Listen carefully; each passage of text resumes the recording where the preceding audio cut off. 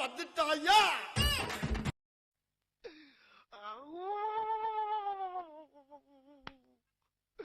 இன்னைக்கு என்னெல்லாம்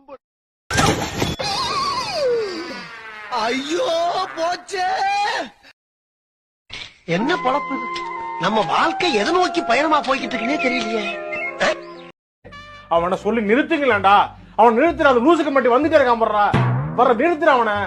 பைத்தியக்காரப்ப எதுக்குடா வரீங்க எங்கெல்லாம்? 3 வேளை சொத்துக்காக நம்ம உசுர கொசுரா கேட்கிறான் இல்லையா?